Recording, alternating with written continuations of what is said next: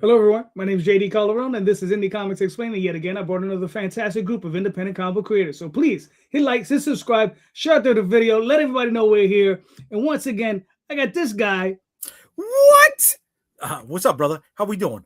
I am JD Rosario from Unstoppable Comics. Been making books since 2008. Hanging out with this guy a little while after that, and talking to a bunch of talented creators about the books that they have been making on their own, without support from major sponsors, major VC money, and maybe without rich uncles, right? They're out here putting their money where their mouth is. That's right. Oh, yeah, and one last thing. DM Ray, in your face. Anyway. Holy shit. Tom. Like Rosario coming in like it's his show, trying to one up the promo from the Damn show. Right. Damn, blue, like Super Mario. You know what I mean? One up and all day, baby. But next time he's gonna come in here, just what's up, Streamland? He's gonna bring like his show into your show. It's like worlds are colliding. Yeah, listen. If anybody mentions Laser Blast tonight, it's over. It's over. There goes the whole stream. You just mentioned it. Yeah, but I mean, if anybody else but me, like I never refer to it on my stream. It's usually you two knuckleheads that bring it up first. Listen, yeah. I mean, it's Laser Blast. Flipping, right? Don't make me pull out the toy, bro. It's right there. Simmer down. Listen, you got guests. Right Bring there. them out. Right there. Okay, let's do that. Sean, how you doing? I'm good. How are y'all? We're good. We're good. Sean, you got a lot of toys back there, bro. Oh, a lot yeah. of nice ones. No laser blast back there. That's right. I got this, though. Anyway. Son of a mother. All right. I get this stuff. I like the Sentinel back there, Sean. Thank you. Yeah. What was that? What was that? Oh, yes. Very nice. Yes. Yeah. I got my Sentinel too far away. Right. And it's Mark's time. Mark, please introduce yourself. My favorite toy. There you go. That's that Mecha Spawn. Mecha Spawn. That's right. That's my favorite joint. It's Mark Dudley. I call myself the big brother of Magno's Workshop because I hate the term CEO. I'm the art director over at Shiny Taku Comics, and I'm working on my own web comic, soon to be probably major print comic, Judah Fist, Seven Deaths of the Yobi. We're gonna have the link in the chat later on. I love being here. You have a lot of fun. All right. Man. Cool. Sherrard, please introduce yourself. Hello. I'm Sherrard Jackson, the creator of Darby, and previous works include Assembly, Galaxies for Hire, and of course Semantic Lace. All indie made, all me. All right, cool. Nick. Hi guys, I'm Nick Caponi. You probably recognize me as your friendly neighborhood comic book colorist from New Jersey. But I'm also the president of Sky Main Studios, and I'm also the creator of Purity. Oh, man. Right, cool. Dan, how you doing? Please introduce I can't hear a damn thing. We can hear you though. You can't hear us? Shit. I can't hear nothing. We can hear you, Dan. We can hear you. It's that con comment that blew his whole sound out. I guess so. There you go. He's probably gonna have to log back in. All right, gentlemen, you all see this. You've all seen the show question. Do you intend on finishing your series? And because there's always a second half to these questions, how long do you intend for it to take you? Right? Because there's some folks, we've heard them. They come on here. They're like, "Yo, I got my mega epic. It's 200 issues, and but I've only released 3 issues in the last 4 years.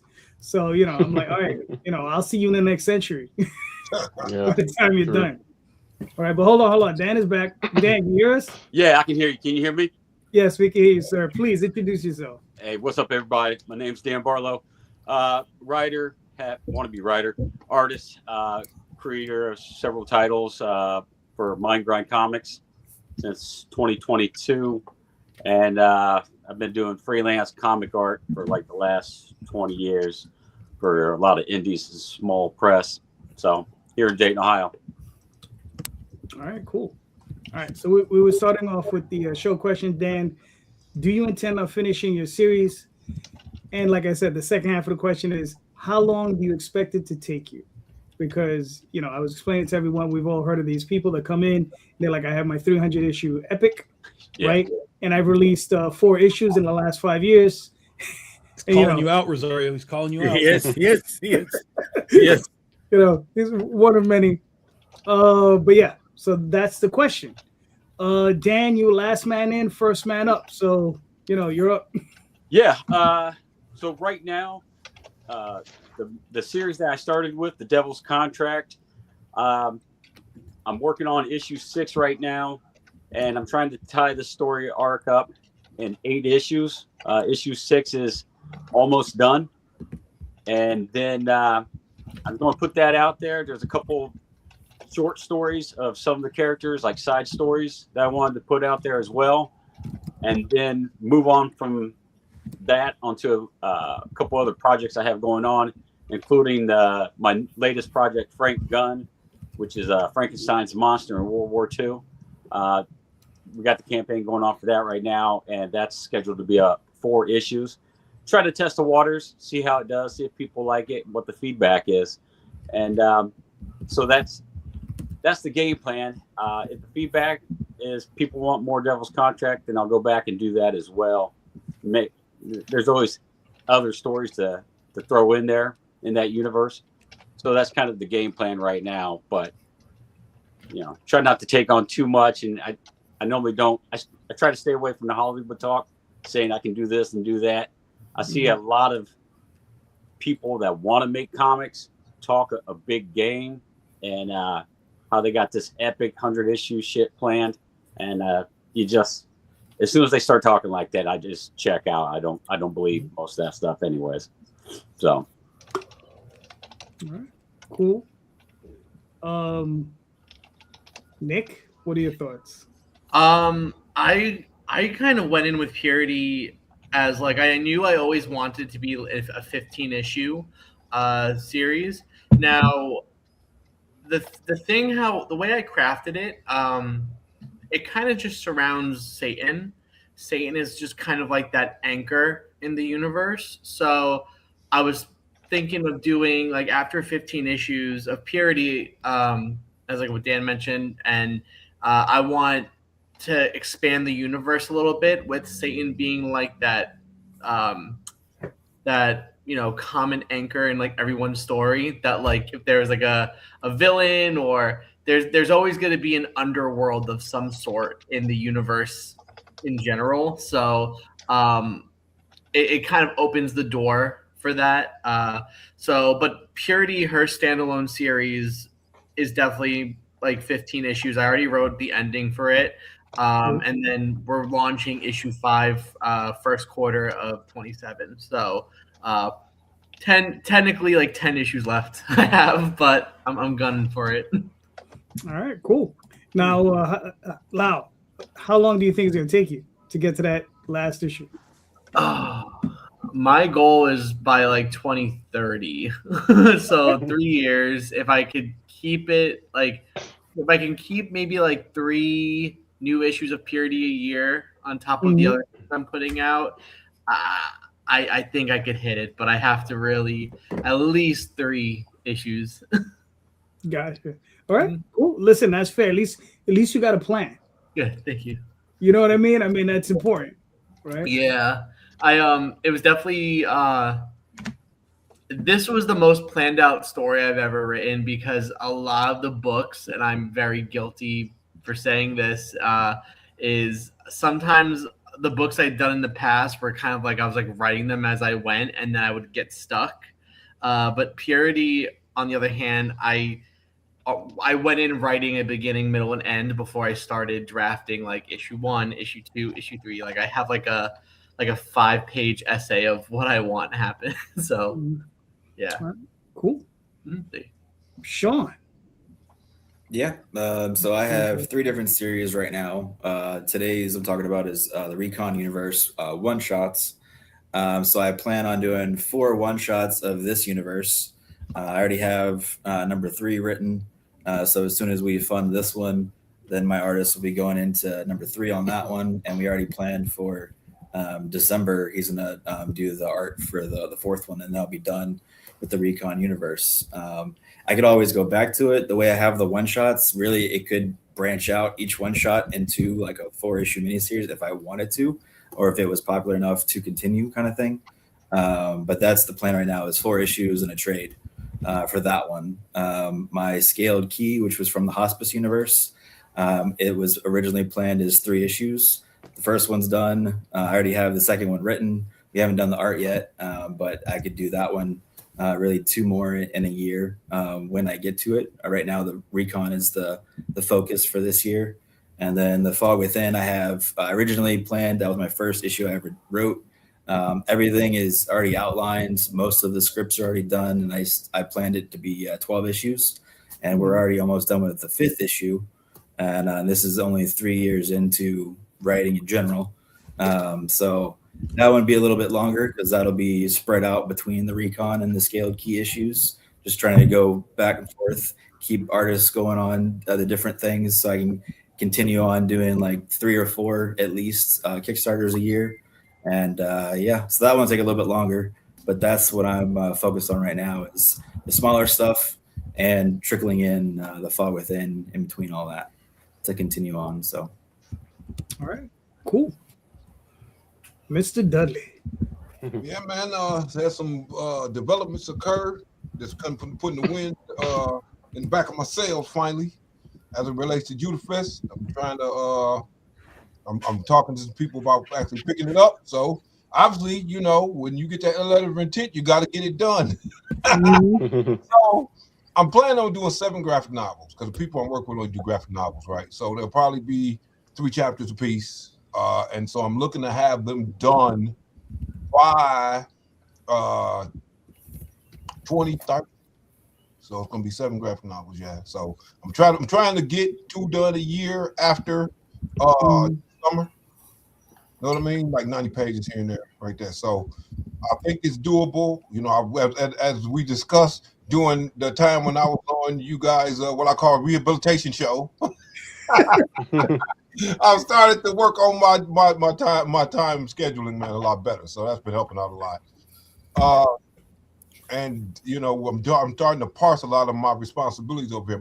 Imagine those to the younger members, because you know you want to bring them up for later. I'm not gonna be doing it forever, obviously, right? So, yeah. So Judah Fest, I'm working on. That'll be again. Even if I don't get it picked up, it'll be done by 2030, because I don't have all the time on Earth, right? Obviously, right. Because I got other stuff I want to do.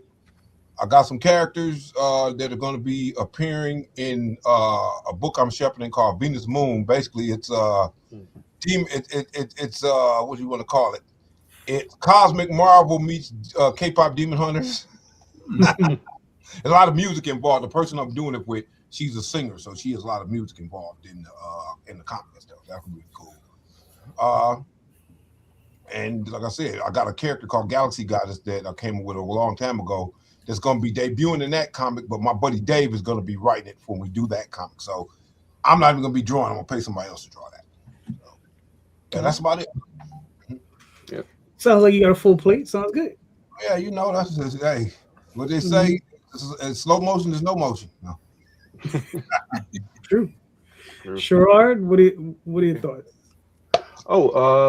With me, the series that I was working on, Darby, the series itself is completed. It was on Webtoon for the last 7 years or so, and currently, when the process of doing Kickstarters for the volumes from the series. Right now, we're doing the Kickstarter for volume 2 and 3. This being done through Kickstarter and Rocket Ship Entertainment. And the goal is to do the rest of the series, so split up into like 5 seasons. Is to do the rest of the 4 seasons as a series of graphic novels. So, yeah, with luck, there'll be possibly like 2 or 3 per year, you know, over the next 4 or 5 years. yeah, in the meantime, I'm working on a new series. Just started it recently. It's called Balls Deep. It's going to be on Webtoons and on Webtoon Canvas and Tapastic. So yeah, with that one, it's just like an ongoing rom-com. We'll see what happens with it. Cool. What was it called? Balls Deep. Great Oh, title. that's what I thought. I was wondering if I heard that wrong. I was just. Oh yeah. Oh, yeah, Rosario knows what it's called. Oh yeah. It's all one word. Yeah, that's fine. Cool. Tom, what are your thoughts? So I have three series. I have 3 series that all have designed finishes. And then there's other books that have come along that are more just sort of open-ended. We can just kind of tell stories until we just decide we don't want to tell stories anymore. But with Penny for Your Soul was always designed to be 7 issue miniseries to go through each sign of the apocalypse, all the way down to, Revelation and doing all that kind of stuff. So that's still the plan. And then we've been doing like little spin-offs from time to time. We had a Joan of Arc spin-off, Mary Magdalene, stuff like that. So it wasn't like we just went straight through those 7, but we've done the first 4. So that only leaves us with 3 of those left. But everything is different now. When we started, we used to do these monthly books and send them out through Diamond, and we were in that system, and everything was moving fast. But now with Kickstarter being our primary method of doing all this stuff, everything is sort of forced to slow down. So with that, then we have Critter, of course, which I fully have always planned to get to issue 100 on that book. That was sort of like the built into the story concept is, where do we get, how does this character land after that, at that 100th issue? And then Legend of Oz has a finale, and so does Ursa Minor. So I guess there's 4 titles that I have like specific endings for. And I was thinking about this the other day, actually, a couple weeks ago. I was like, I got to get some of this finished, because if I get it finished, it gets off my plate, and I can focus more on the other products that need to be finished. So, like Ursa Minor, I was looking at it like, okay, if I paste this out, and I tried to figure out like where would I need it to go to end, how many issues, and so on. I was like, all right, so we'd have this and this and this, and it would be like 3 volumes of 3 like hardcovers of like 3 volumes. So it'd be like 9 volumes and 3 hardcovers. Like the omnibus thing is in my brain now. So it's it's weird because that's dictating to some degree, because that's in my head. Like I can't have like 3 volumes in one and 4 volumes in one and then like 2. Like no, it's 3 and it's 3 and it's 3. Like that's just the way my head works. It has to be that way. That ADHD and OCD is like kicking in too hard. But within that context, I was like, okay, so if I did this is how long it would take currently as how I do Kickstarter.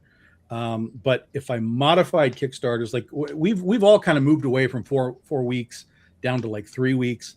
Mm-hmm. I'm looking at this as like, do I just do 2-week campaigns and just start turning and burning this stuff? Like, less concern about playing the game of this stuff. Like, oh, we hit this much and we hit this much. Just go, man. We're already at a point where we know we're funding this stuff. We already see the situations of like, we have this first opening weekend that's usually good. It flattens out for a week or 2, and then we have a big finish at the end. So screw the middle, just take out that middleman and just say, look, it's 2 weeks, guys. This is it. We start on a Sunday, we end on a Saturday. 2 weeks later, we're in, we're out, we're done. Move on to the next thing. So that's kind of part of where I'm looking at all of this. But then the other part of it is that I've been struggling with is just maintaining artists on these books. Mm-hmm. Just in the last couple of years, I have had so many guys flake on me. It's driving me up a fucking wall. I went like 10 years with guys that were like consistent and with me, and here they are, and here they are. And then when those guys moved on to like Image and Marvel and stuff, and I had to replace them, it has been borderline impossible. to get anybody past about 3 or 4 issues. And for me, the consistency of the art is part of what I do. So I keep trying to reach out, like, guys, I'm trying to make you a part of what we do. Like, this isn't just me going like, hey, do you need a job for 6 months and then you go off somewhere else? But that just seems to be what like art is now. It's just like it's just a job, and then they're moving on. Job and it's moving on. That's really hard to lock in people to be like, I want you to be here.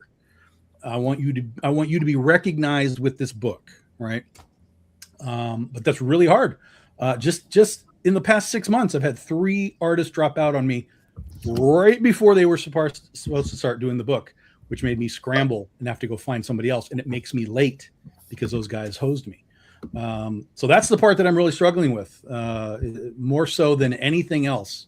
But there are plans in place that, if I focus on this, we can knock it out in 3 or 4 years. And along the way, we do other things, and that time would get shorter and shorter and shorter. So, I kind of look at it as if I took the next 10 years, we could wrap up a couple of series and really have the others well underway if we can maintain artists, and if we modify the Kickstarter thing from playing game shows to just being like, we need to fund this, we need to put this out into the world, and just get content happening. Hey, Tom, quick question on those 3 artists. Were they full-time artists? Or were they part-time artists who had to work another job? Just curious. One is a full-time artist who was desperate for work, and I gave it to him. One was an artist who was a previous guy of mine who I reached out to, and I was like, come back. It's just that one was just a short-term project. I was like, look, this is just 10 pages. We'd love to have you come back and be part of what you've done before. And he was like, great. And then dropped out. And then third one wanted more money. He's like, well, I can do it, but I need like twice my page rate. I'm like, nope, that's not happening. So it's always something in the matrix that gums it up. And I always find somebody to pick up the spot, but that's not the way that I want to do it. I want to have a consistent, like, I want this guy to be, I tell people, I want this to be your book. I want people to pick up this book and go, oh, that's that guy. I know that art, and I know I'm familiar with it, and he's been doing it for a period of time, and you can watch him grow into the series and get better and better. Like, that's what I want to do. And I only have one artist who has still been with me from the very beginning, and that's JB Neto, who does Penny for Your Soul. He's still doing it with me now. But everyone else now, again, FICO ran like 20 issues, and he had to go do other stuff. Okay, that's fine. Allison Borges did like 20 issues again on Oz. Okay. I'm never going to keep everybody forever, but as soon as I had to start doing the replacement, it was like a whole different world of like where these artists exist. And it's been difficult. Wow. All right, cool. Jay, what are your thoughts? Yeah, so I have finished series. What's the plural on series? Is it Serii? No bites. Thanks. Just move on. Just move on. Move on. Rosario series. No, so I plan my stuff as miniseries, right? Let me complete the arc. Let me get that done. Let me tell that story. And if people bite on it, I'll keep moving. Like Shield of the Interceptor, I did 2 mini arcs, right? And I combined that into one trade. People bid on it, so I am doing a 4-issue follow up to that, right? And that's a full arc. Curse of the Dragonstorm, that was a 3-issue mini. Unstoppable Origins, that was a 4-issue mini. New York versus the World, that's going to be a 5-issue mini. We're working on 4 right now. The Dead Princess Vicky. Oh, excuse me, the Storm Chasers, the thing I started off with, that was an 8-issue mini. That's done, or maxi. What do you want to call it, that one? The Dead Princess Vicky Sticks, trying to push that to 6 issues, and if it keeps on growing, I'm going to keep going with it. But like it was said over here before, I finish up the arc, I put it to the side, so that way I have room to work on something else, because the plates are always spinning, the mind is always fucking running. I can't sleep at night without having to exercise some demon in my mind that'll give me any chance to close my shut my eyes. But yeah, the delay, like Tom says, also comes from my collaborators. Vicky Sticks, I had a fucking problem with. Right, the very first issue, I had somebody run, and after that was done, he went to go work with Valiant. Then I had somebody that we thought was going to be locked in, a professional who wanted the top dollar, and he got 11 pages done of 3 issues, and it was like fuck. But in a way, it was good that it happened, because I took it in a totally different direction than what I had ready for him. So it kind of worked out in my benefit, even though it took him almost 2 years to get out fucking 11 goddamn pages. This guy was a pro. This guy was a pro who wanted. No. Oh yeah. He's not a professional. No. He was a really good artist who worked at Marvel and DC. Yeah. Right? Yeah. Who was a pro, he was a pro grifter. Well, I guess, yeah. That would probably be the best way to put right? it. Yeah. Because professional means that he would have gotten the job done. Because he's a professional. Okay, fair enough. Professionals do. Excuse me. He has legitimate credits with established industries. Okay, because it wasn't just comics he had done, right? He had done DVD covers and stuff that he was really psyched for. But yeah, man, that's frustrating. And when you got your money tied up in a project, that delays other projects, right? That you need to pay for. Yeah. Especially when they grab you on that top fucking dollar charge, right? And you think that's going to legitimize you as well. Yeah. And you pay them in advance. Yeah. I got caught with the. I mean, with the blah, blah, blah, blah, blah, shut the fuck up. That's what I got caught. And that's why I got a chip on my shoulder. Right? I don't want to. I don't want to be a fucking asshole. I don't want to be a dick to some people. Right? But I'm tired of getting burnt. I'm tired of my work not getting out there. Yes. Do I have fucking delays? Like a son of a bitch. Right? But it's not always my fault. Most of the time, it's not my fault. The work is there. The money is there. Right? It's always, while I'm doing these pages, I'm also going to be doing pages for this guy.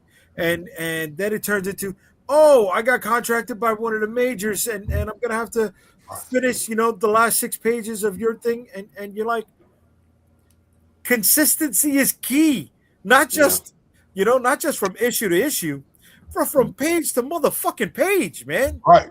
And from what it sounds like too, like at the very end, if they owe you like say like 5 pages and they're doing all the other gigs, they're definitely going to like hack out your pages, which is the most frustrating thing ever. Oh yeah, bro. That's come back too. What job.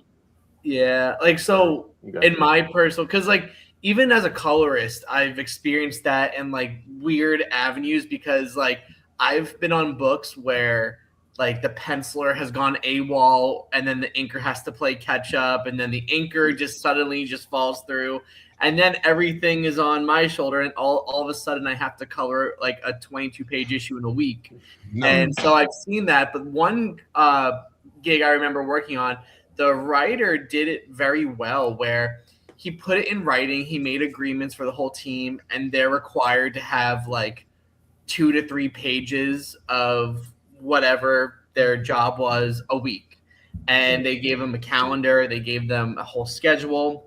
And there was like a weird warning system of it. Like, the first strike, just a little slap on the wrist. Second strike, production was delayed. Third strike, you're thrown off the book. And I've actually utilized that method with all my projects where I hire artists on. And some might say it's like kind of being a little bit of a control freak, but it kind of keeps those artists that I've hired accountable and like on their toes a little bit. And it's reduced. I wouldn't say completely eradicated, but it's reduced that issue for me, where I just have it in writing and I always revert back to that schedule. Be like, hey, you agreed to this. Just FYI, like, you know. It's been my experience that I always found that you have to set hard deadlines. Speaking as an artist and writer myself, it's like any work that I've done where like for a client that said just turn it in whenever. For me, that's going to be whenever I can get it done. But if I know that the client needs it done in a month, then come hell or high water, it's going to get done in a month. Yeah, because that's for sure a hard deadline. That's when it has to go to print. Even like this, even if you have set a deadline where you have like built in like a built-in 2-week buffer time, saying that you want them to turn it in like March 13th, but in reality it needs to be done at the end of March. At least that lets the artist know that, hey, this is the hard deadline. You get it in here. Then it'll come out. And even if they missed that deadline by like a couple of days, then at least you know that, hey, this work's still getting done according to plan. Okay. No, I come from right. Yeah. And also, what else? Yeah. The deadlines. What you've been implemented already with your schedule and the tiers that works really well. Mm-hmm.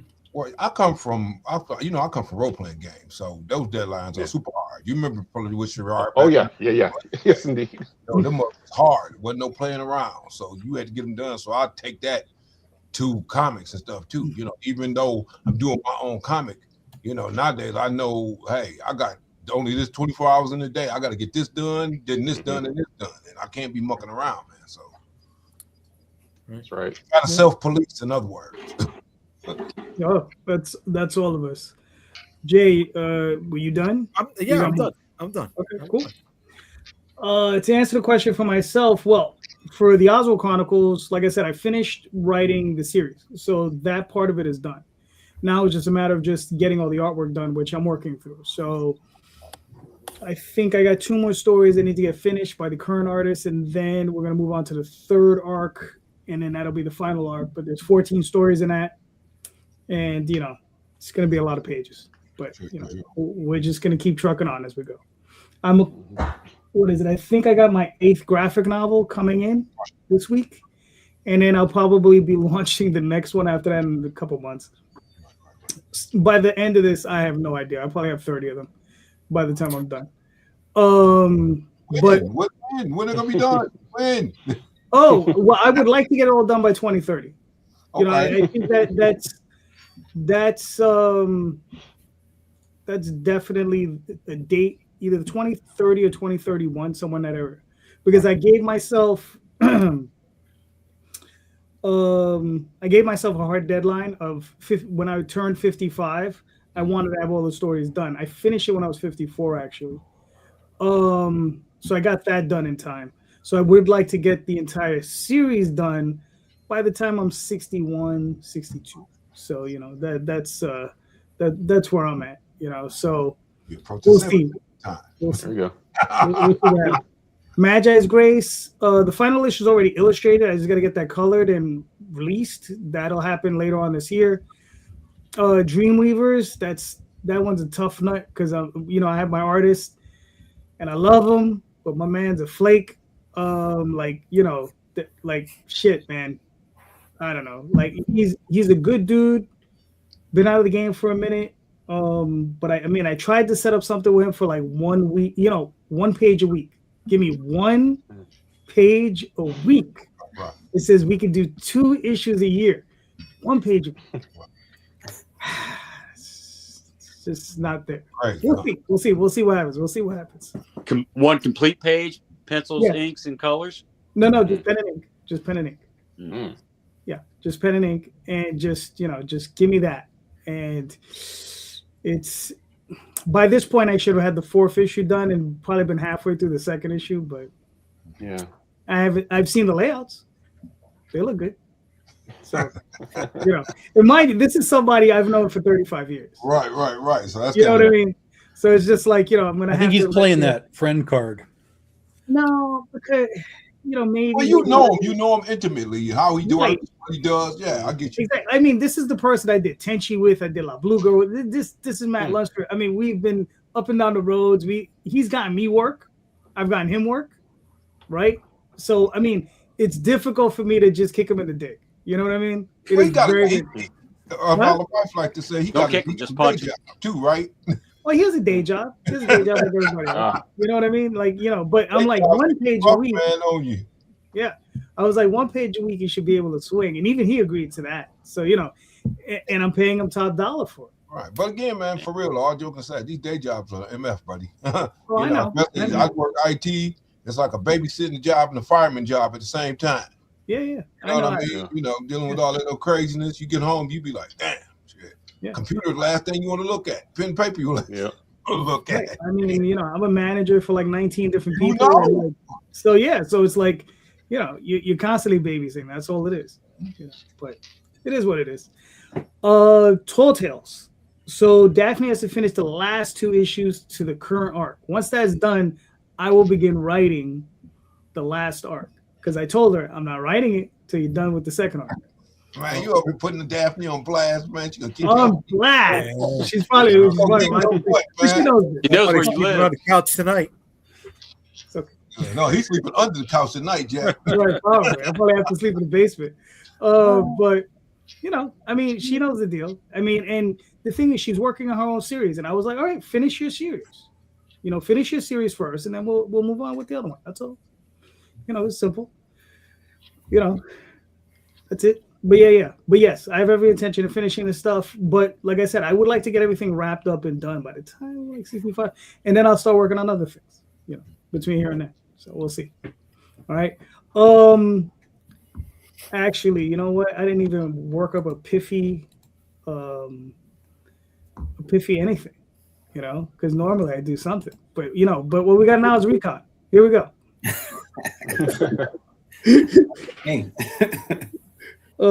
Sean, please walk us through it. Yep. So Recon the Wild One is my second one shot in this Recon universe. It's robots versus zombies protecting my daughter. And she's the last girl on Earth, and she has her stuffed bunny. So the whole idea that came from this was I was talking to another creator.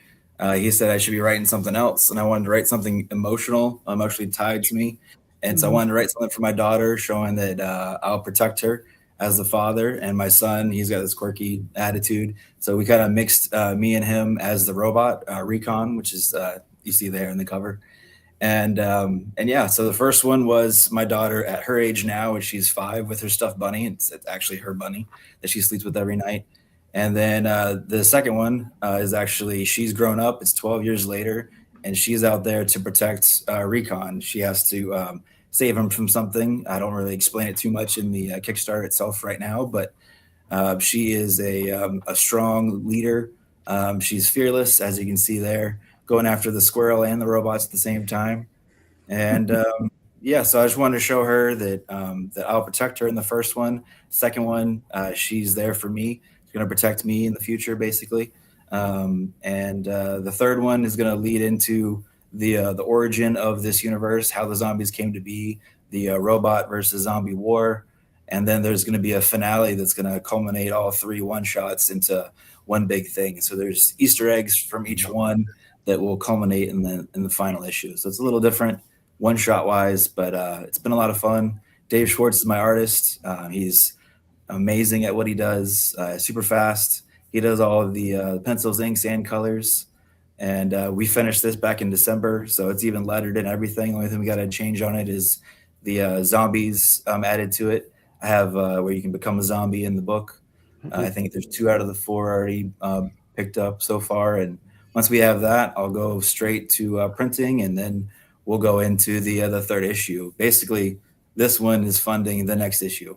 So once this is done, we'll go into that one, and then I'll go live with the 3rd one, hopefully in September as well. So, all right, cool.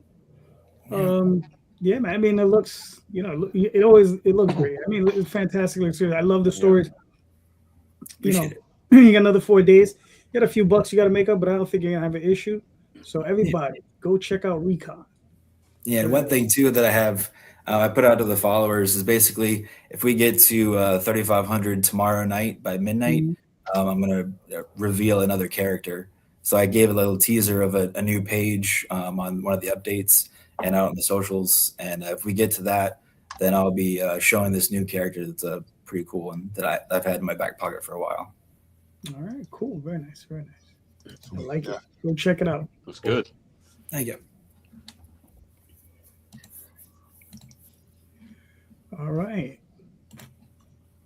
Judah Fist. Mark, talk to me. So Judah Fist is my webcomic. Right now, it follows Amaru Jones, who's used to being a weapon for other people. He wakes up in the future, finds out he has relatives left in the form of 3 young nieces and nephews. And so he has to get them out of the social services system. So he wants to do one last job. To do that, job goes awry, and he ends up owing a bounty hunter group, which he ends up joining in the first chapter. Yeah. Very nice. Now you said you're looking to release this. Yeah, I'm gonna. So basically, right now it's a webcomic. So I'm putting new pages. I got 3 new pages coming up in the next 2 weeks. They're already done. Just waiting on to get lettered. And I'm going. So what I do is I put it out by volume right now. So I'm by chapter. So this chapter 1's out already in hard copy. Chapter 2 I'm working on right now. Chapter 3 I'll go ahead when I get chapter 3 done. Or actually, when I get chapter 2 done, I'll do a Kickstarter to get it all colored. Then just go ahead and knock chapter 3 out, and then I'll put it out as my first volume, which is going to be a graphic novel. And I'll be doing that before the year 2026 is out. Gotcha. Very nice. All right, I like it. And then what's the website? I think I got it on here on the. Do I have it on here or no? JudahFist.com. Yep. JudahFistTheComicSeries.com. JudahFistTheComicSeries.com. Yep. I like it in black and white with the gray tones. I don't know if it needs color, man. And man, look, I'm a color. I'm from the '90s, man. I gotta have some color, bro. Okay. It looks good, though. I appreciate it. Thank you so much. Yeah. You know, and the thing is, here's the sad thing about it. I prefer, I like black and white too. But man, if you really want to make any type of like, you know, an impact, it has, unfortunately, it has to be in color. You guys ever read Lone Wolf and Cub 2100? No, I read Lone Wolf and Cub. Yeah, it came out from Dark Horse, dude. This guy, he used to do. I can't remember what comic he did. Jose Luis Velasco did this book, right? That colors are gorgeous, and that's what made me really want to be like, hey man, I gotta color this book, bro. Gotcha. So if you guys get a chance, go look at Lone Wolf and Cub 2100. 2100. Nice. All right. But Dark Horse put it out. All right. Darby. All right. Darby. Oh yeah, Darby is. Do you want me to play this video? Yeah, go for it. All right.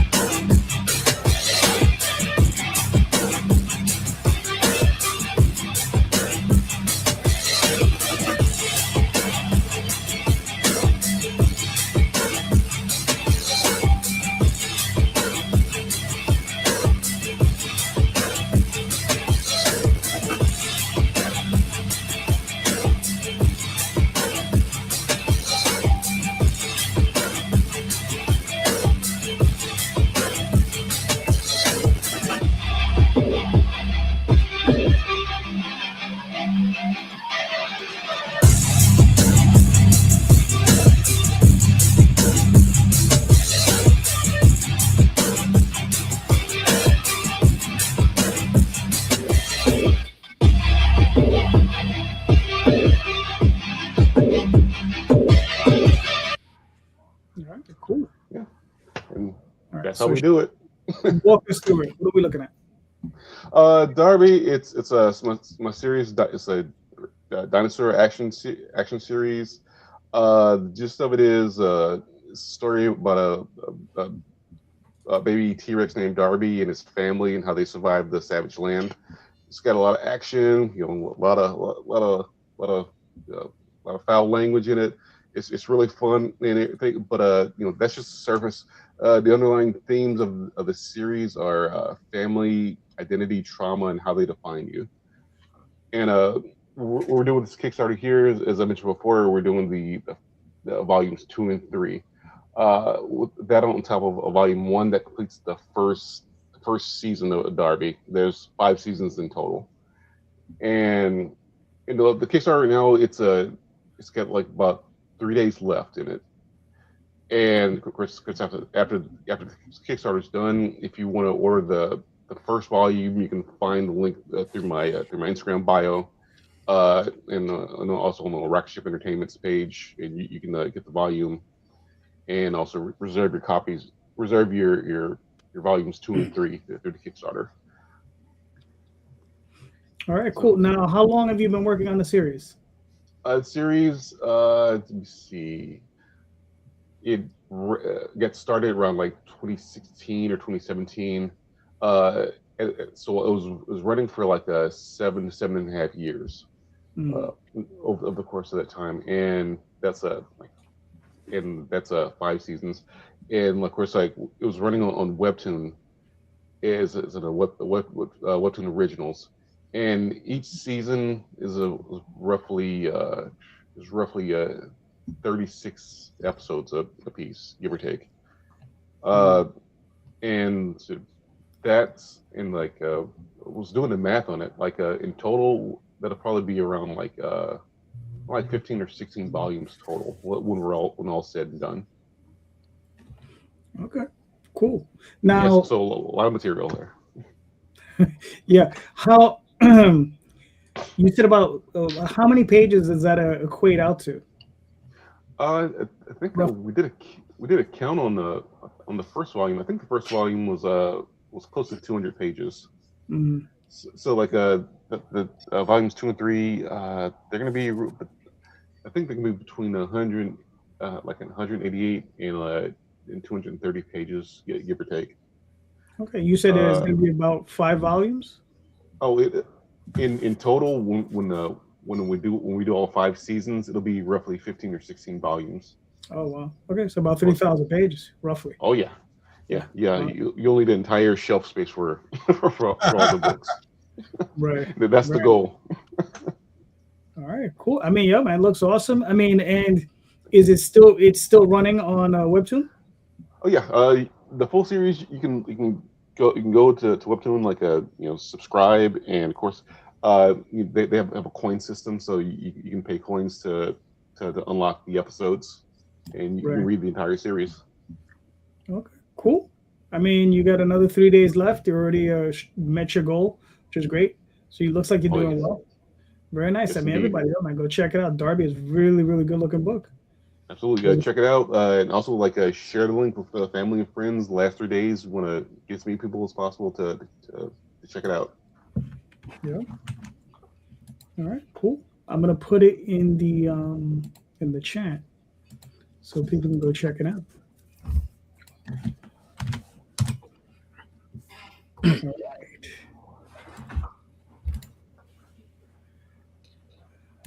All right. Now we have Purity. Even though I was hearing a lot about the devil, but go ahead.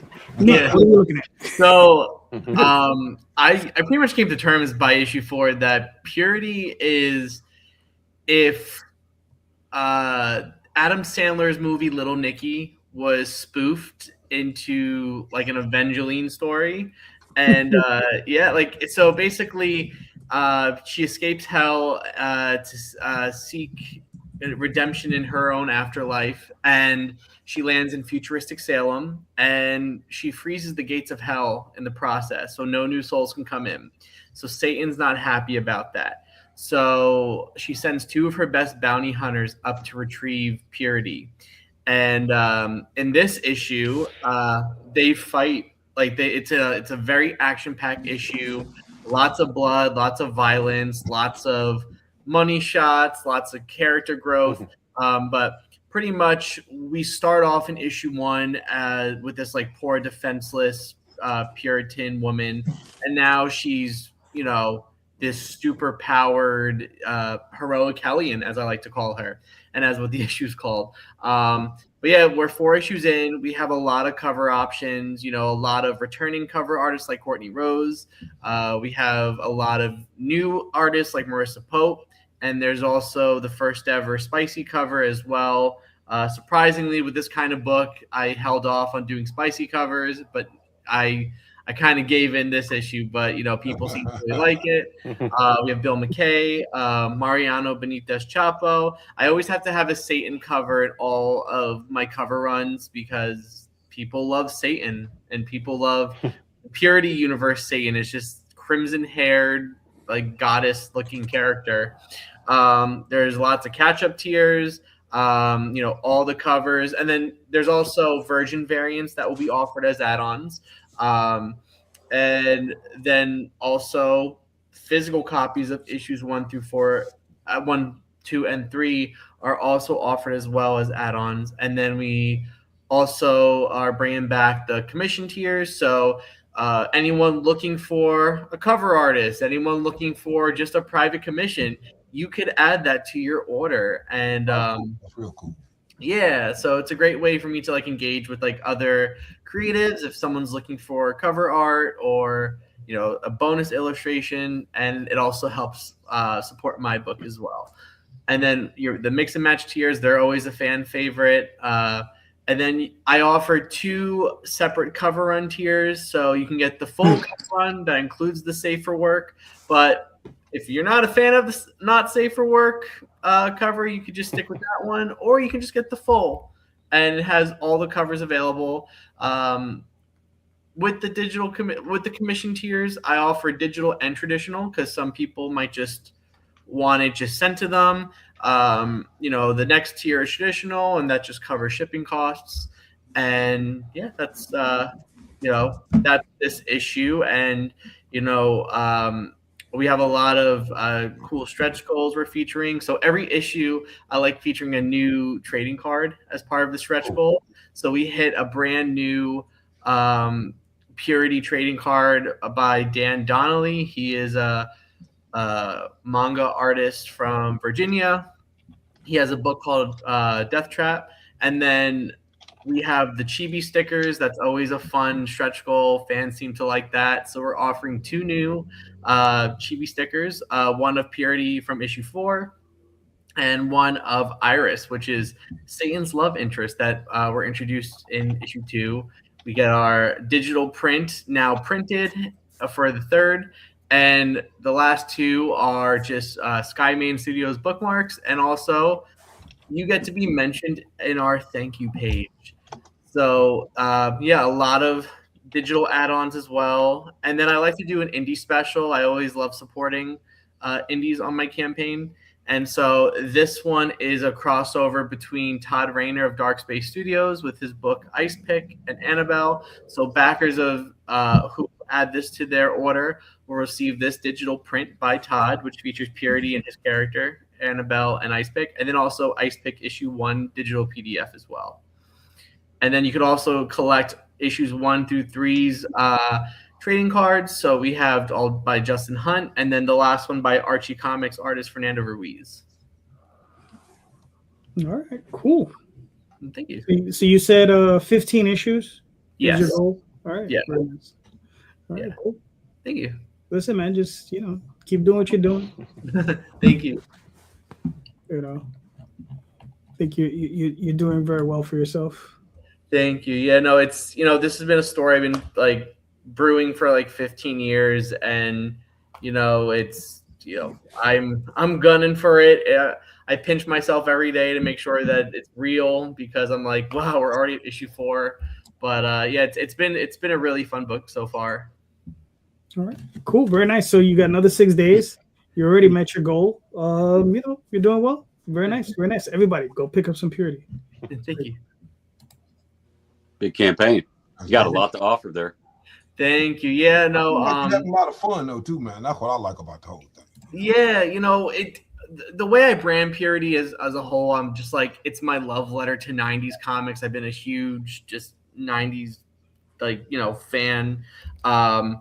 And I just love the stories of that era, and I love just bringing that to the next era of readers. And I'm just, like I said, I'm just having so much fun with it. And just like my team, I'm fortunately, knock on wood, have been pretty like smooth sailing. And then, you know, it's awesome seeing, even with the cover artist, I always love seeing artist interpretation of my characters. That's just kind of, you know, I get like giddy just thinking of that, but it's, you know, it's really cool where we're at so far with it, and there's just so much more I have in store with the character. All right, cool, very nice. Now we got Frank Gunn Monster Soldier. Yeah. Dan, you want me to play this video? Yeah, go ahead and play it. I'm not the best at making trailers, but tell us a little bit about it. I like how you started it, though.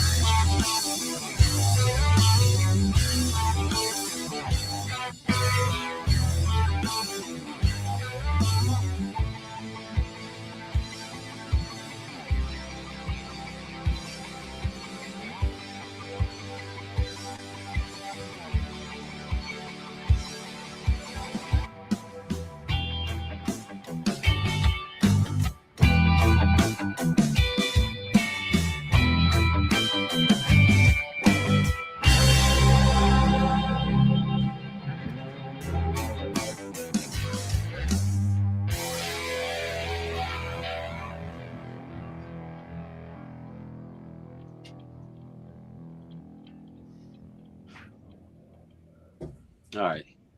Yeah, so Frank Gunn is basically like, and I'm sorry I didn't catch your name. The last guy I talked about, like the love letter to the '90s comics.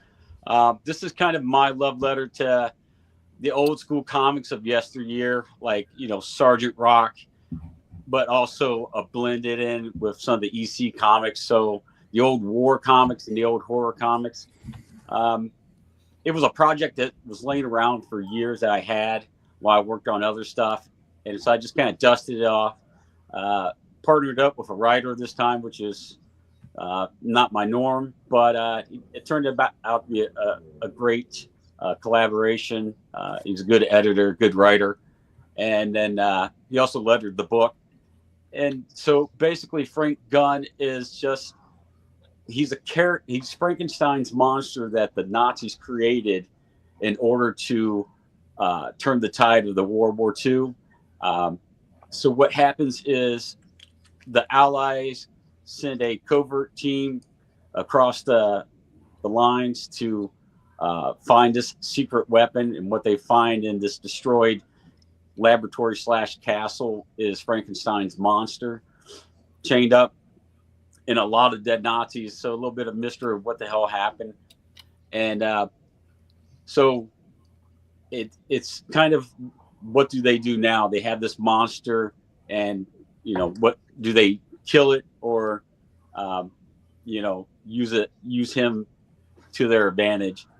And so there's some PDF characters that, you know, some classic heroes that I'm going to sprinkle in the 4 issues. One of those is the Face. I don't know if you guys heard of that character. He kind of looked like the Green Goblin back in the day. So he had numerous books out, but he's one of the main characters, and so I did him with a twist. He's the one wearing the hood on his head, because when he takes the hood off, his face like stuns people. It startles them, and so he only uses it when necessary. And then, like, there's some other characters like Captain Battle and some other Daredevil maybe that I'd like to add in the next couple issues. And but yeah, so it's Frankenstein's monster that ends up helping the Allies in World War II. But there's also another Nazi super soldier. It's kind of like their version of, like, what if, you know, Jor-El crashed in Germany instead of Kansas, right? You know, it's just you know, that's the main villain that they discover and have to take on in this first story arc. So we was able to do like a couple classic like vintage ads that you see in some of the comic books back then, some mock stuff. I did have some a vintage postcard, kind of like I don't know if the old victory propaganda stuff, like support our troops and kind of things like that. That cover right there is kind of my thank you to Mike Mignola, even though, you know, it's nothing, nowhere near his level, but I just always loved Hellboy and his art, so it's my attempt.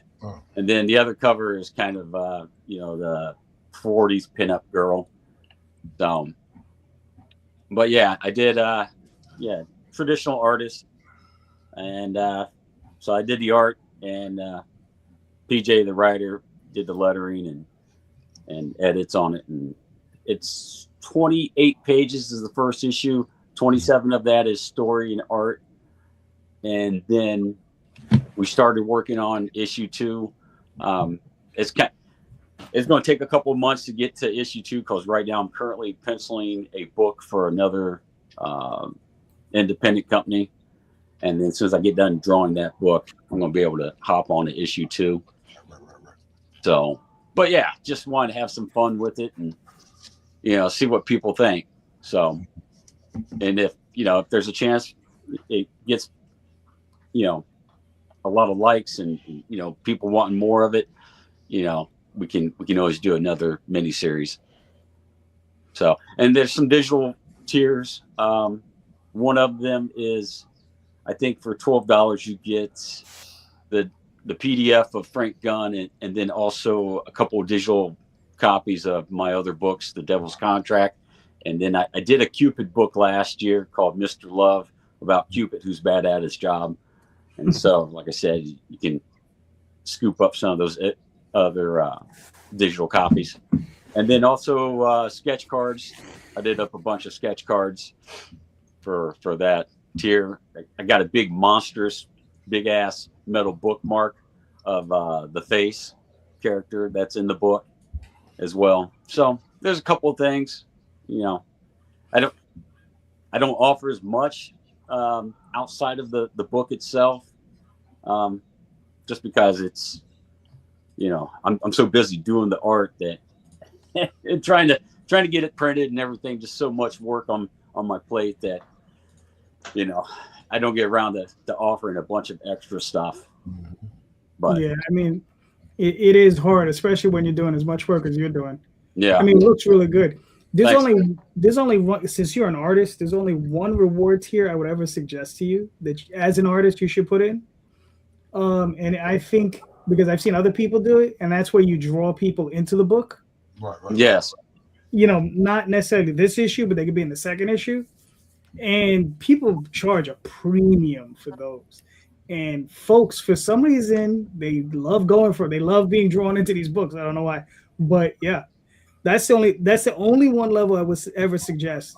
Okay. I don't know if it'll work, but yeah, because that's the one that I see that works for like the artists. You know, yeah, I'll have to. Yeah, I'd be more than happy to do that. You know, you draw him in as, you know, a Marine. Yeah. Who was going to die. Some Nazi. Yeah. Right. Some random monster in the background, a zombie or something. Right. A zombie. You know, if you know you're going to draw him, they're just going to be in there for one scene. You're like, oh, yeah, there you go. Yeah. I mean, I won't draw him as a Nazi getting shot, but unless they want to, hell, I don't care. Right, exactly. You know, that's what I'm saying. If they were a Nazi vampire, who knows? Yeah. Right. Yeah. Something fun, tongue in cheek, that sort of thing. But I mean, listen, man, I'm really liking it. I'm feeling it. Nice. You know, nice. Thank you. Yeah, I mean, you got 23 days ago. You got a little bit of hustle to go, but you're almost where you need to be at. Yeah. But yeah, man, it's a good looking book. I like it, man. You know, you're 75% to your goals. So yeah, good looking. Very nice. All right, cool. So everybody, go pick up Frank Gunn. All right, yeah, that's dope. You know what's so funny? That thing kind of reminds me. I can see the Mike Mignola in there. Mm-hmm. I can see a horror influence in there from EC and like Bernie Wrightson and stuff right there. Yeah, Right? yeah. But Yeah. it also has like Thank a you. French Dessinet look to it, man. Yeah, thank It you. looks like French comics too, man. I love French comics. Yeah. Calderon is a huge Mignola mark. I wouldn't call myself a mark, but yeah, I'm a huge big fan. time, bro. I'm a big fan. I've seen the library. Yeah, I do. It is big. Yeah. Yeah, he has seen the library. That's true. I stand by my statement because of the library alone. Okay, Yeah. he doesn't have just the graphic novels, right? He doesn't have the. He has the elite of the elite when it comes to the collections. The shit that if somebody breaks into his place, he is throwing it at them to defend himself because he got a card they can't with stop Mike him. Mignola's phone number on it in there, huh? Yeah, He's got multiple collections from Mike Mignola. yeah. It takes it's not one shelf. It's probably going on 4 shelves right now. Well, yeah, you a super fan then, buddy. Yeah. I you know. Hey. We lost Dan. What happened to Dan? There you All go. right. I'm back. Oh, Dan, you're back. Sorry. Sorry. Something was going down. Oh, okay. Mr. Tom, what are we looking at, sir? So this is the second leg of our 15-year anniversary for The Legend of Oz, The Wicked West. This is our BD16 anthology that we now have. Can I talk? Anthology? Anthology? Can I talk? That we have modified to be called the Ozthology this year because the whole book is Oz, as opposed to the previous anthologies being different titles for us. So there's 3 different stories in here, tons of different characters, including this first one, Overman Anu and the Invisible Bears of Vo. This is done by Samir Samau and Sean Lee. Then the second one is the Glass Cat. This guy has appeared in the series before, but we gave him his own little adventure. All right. It's all good. This is done by Sergio Rios and Todd Vertice.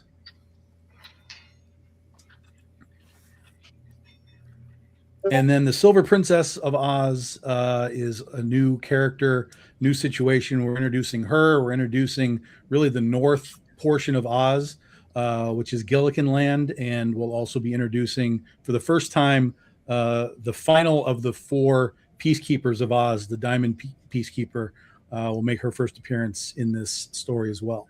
So we just unlocked the first stretch goal. At 6,000, we're about $300 away from the next stretch goal. Variant covers, super easy. There's 7 of them. Jason Hare doing the Overman Anu covers. Glass Cat by Asher B. Nia Rufino on the Princess of Oz. Mm-hmm. And then a couple other characters. We have to have our obligatory Dorothy Gale with the Flying Monkeys. That is Izaneto Adamar. And then Pablo Verdugo Munoz with the Witch of the West. And Karu is another one of our new artists that we found with the Scarecrow. That's it. Those are the new covers. Yeah. Now, for the first time, we're doing something that we have right there, which is the box set. So what you're getting is all 7 of the basic variant covers, and it's going to come with one of those magnetic portfolio boxes with a piece of art on it that is exclusive to the box. So that's that Narcelio Sousa piece. That's not a cover. That's not an art print. That'll only be part of that portfolio box. And then if you're new to the book, we've got all kinds of ways to catch up on it. We've got the omnibus. We've got backup issues, the other trades, just anything you need to catch up on the series in whatever way you need to do it. TikTok miniseries. And if you just want to dive into the whole thing, we have all of it as a physical lot, or you can get it all digitally as well. And we have our mystery boxes that we do. We only make 50 of those. And then there's specialties. We have holofoils and metals, and the Nia Rufino is a jeweled metal, so it's got little actual jewels put onto it. Right. That one there. So those will be cool. Those are all the foils and metals and stuff are all printed to order. And then we have the Big Dog Ink universe. So if you want to get in on other things that we do, these are all add-ons for the Critterverse and for Antoinette and Scheherazade and a good portion of the other stuff that we do. So very, very easy. Looks great. Yeah. So is your Ozthology going to be an annual thing or something you to do every few years? Well, the BD anthology is an annual thing. So we started when we were 13 years. There's the 3 of them right there. The previous 3. So we've done them now this is our 4th year in a row. But because we were going to celebrate Oz all year long, we turned BD 16 into just Ozthology. So next year we'll have the BD 17, but it'll all be Critterverse because we're going to be focusing on Critter next year. So we're modifying them a little bit as opposed to doing 3 different stories. We're going to use these as expansions for these series. Have you taken that to a Wizard of Oz convention? Oh, absolutely. For the last 13 years, I've been going to Ozstravaganza in New York. They invite me every year. Sweet. That's awesome. Yep. Yeah. Very nice. So do you find that you sell more there compared to a regular comic convention? Kind of yes and no. Early on, because our book is not what you would call traditional, it was sort of a struggle to get those, because at these events, they're usually heavily purist, like the movie and the books, and like that's all they care about. Yeah. Even stuff like Return to Oz, the movie, they're usually kind of like, I don't know, that's not really Judy Garland, is not my thing. So it took me a while to kind of break in for those fans to be like, all right, because like I said, I've done it for 13 straight years. So I was there the first year, they were like, I was there for a second year, they were like, third year, they were, and then like fourth year, like, why are you still here? Show me what this book is. And so the doors kind of started to open, and then sort of, I would say 9 times out of 10, they would buy like the first book and then come back the next day and be like, oh, you really do understand Oz. Like, this is not the Oz that we understand, but it's based heavily in what Baum created. And so I think that's why it works for almost anyone to read it, is if you are a fan of Oz, you're going to know where all this stuff came from. You're going to understand that this isn't just sort of a bastardization of what Baum did. It's using his creation and just, implanting it into a different setting, which is like the Wild West, essentially. So while, our Dorothy Gale and our witches all, have guns and shoot bullets and stuff, they all have powers that still match up to kind of what the books are. And just the tone and texture of it still has just enough of like L. Frank Baum in it to be, I guess, palatable for purists. So it's been good. It's an interesting show because it's an outdoor festival, Ozstravaganza. So it's not like a Comic-Con. It's not like an indoor thing. It's like we're out in these big tents and stuff in a park. Right. And then they put us in a parade every year. So I've been in a parade for freaking years. But I mean, the parade on Saturday, they bring like 30,000 people into this park. So it's pretty crazy. And there's all kinds of guests that have been there, relation. Well, the Munchkins used to come to this all the time, but they're all past now. So it's like the daughters and granddaughters and so on of, the original cast members come, stuff like that. Andre DeShields, who played the wizard in The Wiz on Broadway, I got to meet him. So it's a really cool, unique event, and they invite me every year. So I'm perfectly happy to keep showing up and doing my stuff. And we just got a backer. We're up to 100 backers right now. Sweet. Super sweet. Very nice. Boom. Everybody, jump in. Go check out some Oz. Very nice. Tom, awesome as always. You know this. All right, Jay, you're up. With? Question. Yeah. All right. Based on earlier, some of you guys started to touch on it. When you're working with somebody, how do you maintain the relationship? What do you do to, if you have to, incentivize your collaborator to continue to either A, finish the project, or B, continue the project with subsequent issues? Nick, you're up.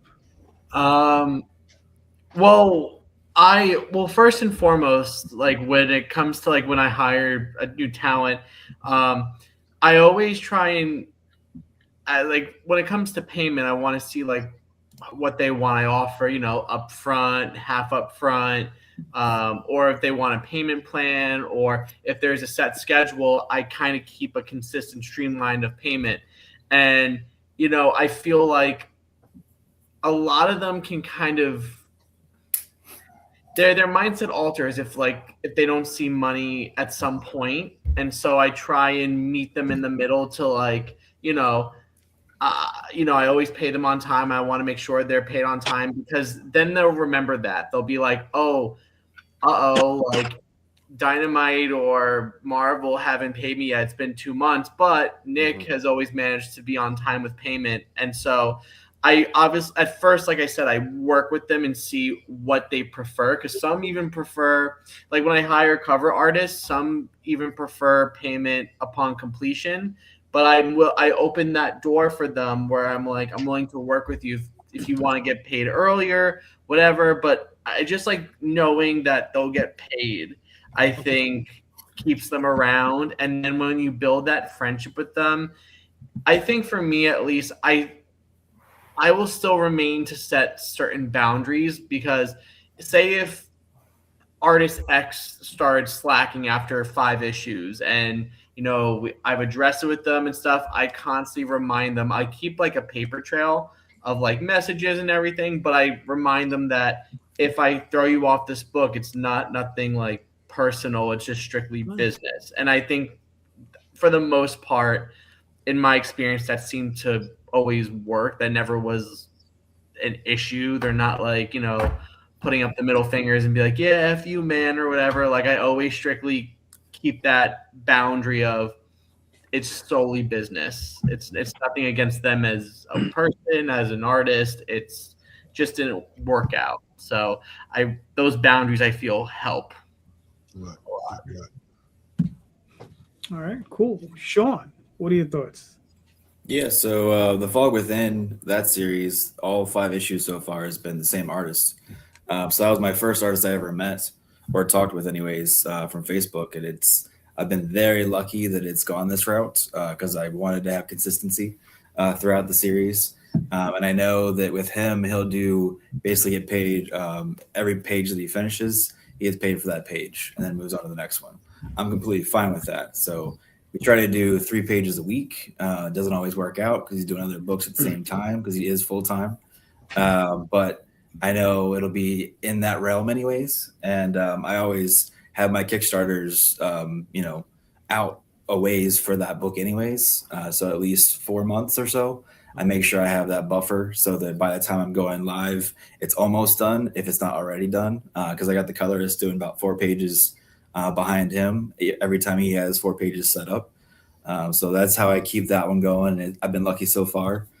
He's almost finished issue 5 now. So we started in January, that kind of thing.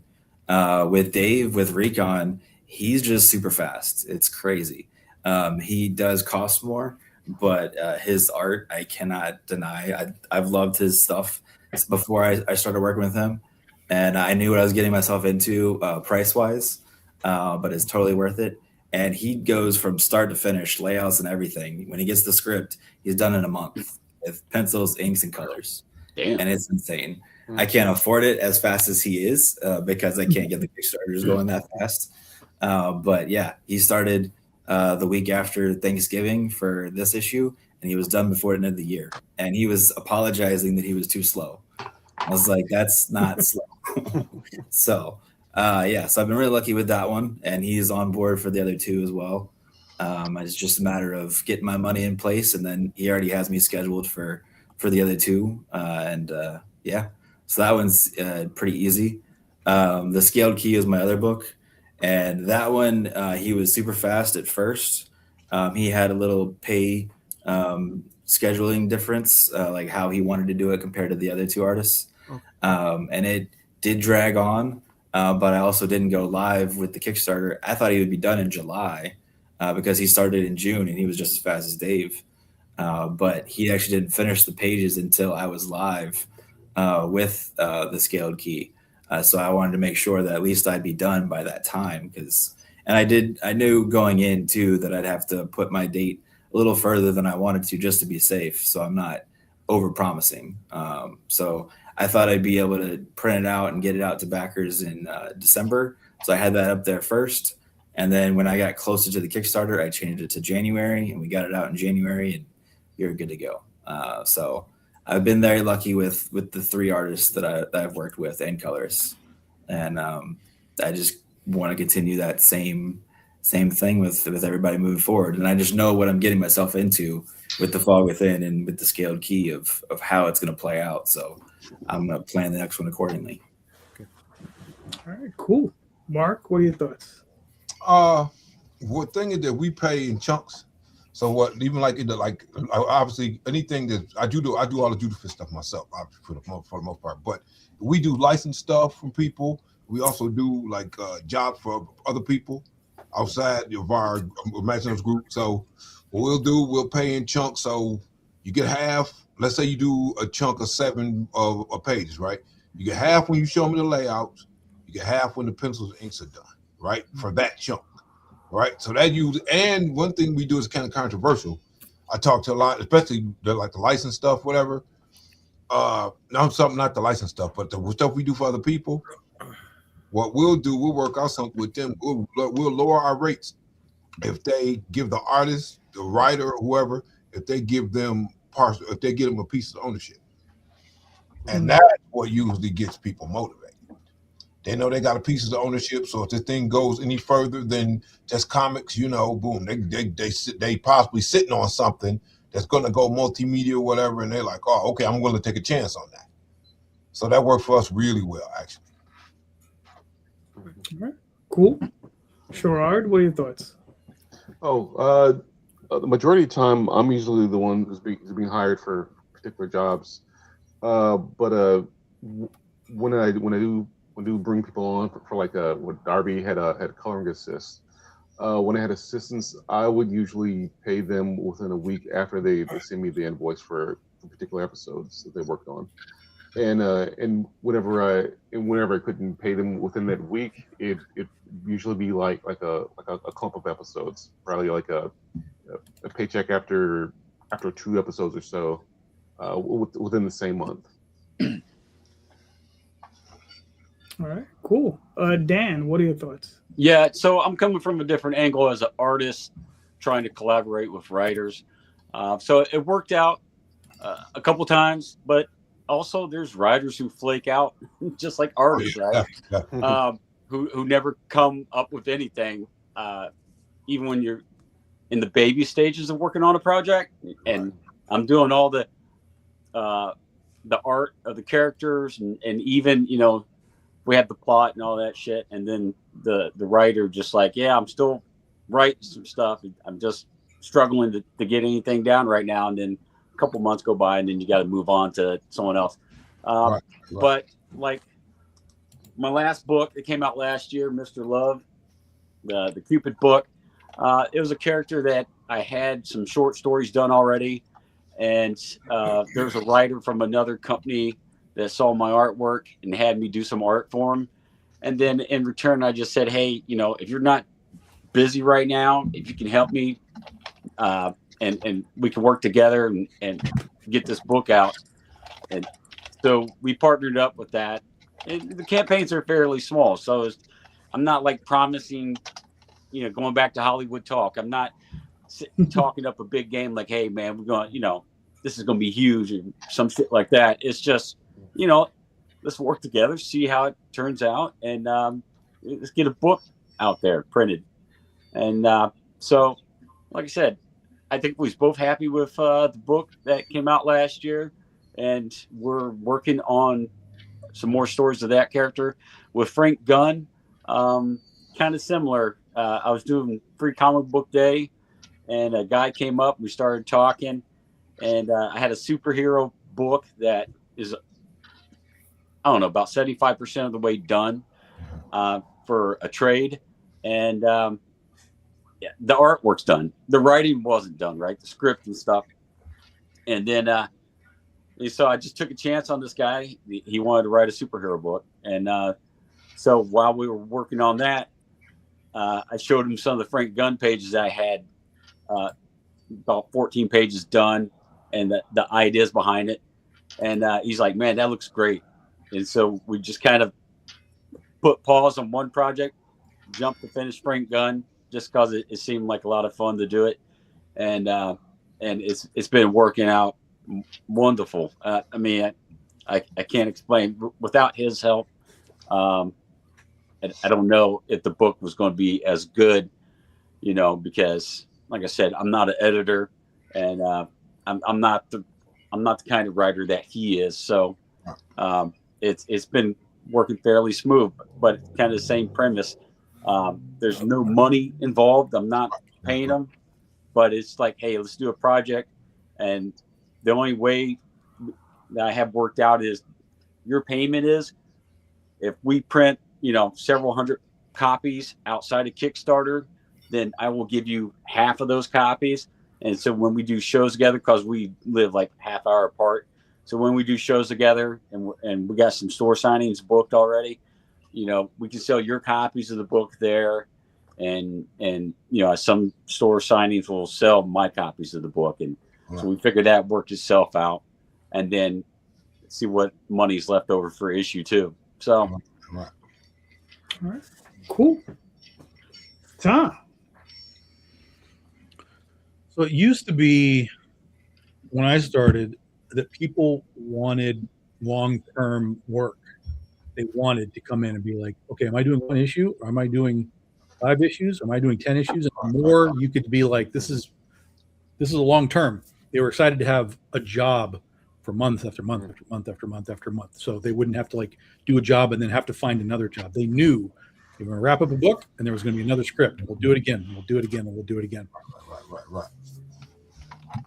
That just doesn't seem to be the case anymore. It just seems to me to be, well, I did this job and now I want to leapfrog myself somewhere else. Maybe I can get paid more somewhere else. Right. And there's nothing wrong with that. Don't get me wrong. There's nothing wrong with wanting to get more. And I've had conversations in the past with some of my artists where it's like, look, I can pay you more, or do you want a piece of this property? Like we talked about. Right. I have never had an artist tell me that they want a piece of the property. They want a page rate, higher page rate, whatever it is. And I'm like, okay, I'll work with you. You've been here a long time. I'm happy to bump your page rate. If that works with you and we'll continue on, then we'll continue on. So, the question was, how do we incentivize? I think the basic is just pay them, like, make sure that you're paying them. That's sort of the obvious one. But if there were, I don't think it matters that if they're working for you and suddenly Marvel's like, hey, you want to draw Daredevil? They're going to be like, see ya. And they're going to be gone. Like, I don't know that you can really lock in loyalty anymore without sort of that piece of the pie, right? But if they choose not to take the piece of the pie, then, what am I supposed to do? And the other part of that is, here's the reality. 99.9% of all comics or whatever are never going to see any media. They're never going to make it to Amazon or a movie. And so the piece of the pie is almost irrelevant because we know nothing's going to happen. It really takes something unique like a Invincible, where Cory Walker and Ryan Ottley had a piece of Invincible along with Kirkman, and now it's a cartoon and now it's a big thing and they're all making their money. But for every one of those, there's 1,000 that never see the light of day in media. So it's great to offer that piece, but the artists know, they're like, that's great, but I really just need to pay my rent right now. And so, you give them a higher page rate. But to me, it's like, hey, I'm willing to pay you that page rate to stay. Like, I'm paying you to stay here. I don't want you to come and do 4 issues and then be like, well, someone's now paying me $25 more a page somewhere else, and I'm going to go there. That's not the loyalty that I'm paying for. I'm willing to pay the page rate if you're staying here. And some people hang around for 6 months, a year. Some people hang around for a couple of issues and they bail out. I don't know how you incentivize in a general sense. Every artist is going to be a little different. They might all have their own little, like, well, this is where I'm coming from. This is what I need. And I think if you have the conversation of like, look, I want to put you on this book for long term. This isn't just 3 issues and we're gone. Like, I want you to do these, and then I want you to come back, and then I want you to come back. I think if you can have that discussion, I think then you're kind of feeding the ego properly. Like, I want you here. And that should hopefully take you at least for a little bit of an extended workload. And then obviously they got to like the book. Like, to them, if it's literally just like a job, like, I'm doing it, but I don't really like this book, you're kind of hosed. But when you find people that are like genuinely like, oh, I like doing this, this is a great book, this is a great script, story, whatever, that's the collaboration that you want to do. You want to find that Ryan Otley guy who's like, I don't want to just do it, I want to put into it. Like, I want to find a way, and I'm talking about artistically here, I want to find a way to really bring this script out, just extra effort, whether you're at cons or whatever. Those are the guys that you want to find, but they are minute in the totality of this world of finding artists. So it's kind of a crapshoot. And with all these publishers and all these in the retail space, and then all these publishers that are in the Kickstarter space, and all these guys are just jumbling around, and artists now can kind of jump, and just kind of find that page rate. Like, oh, I can get a little more here, I can get a little more here. Why wouldn't they? Why wouldn't they go try and get a little bit more?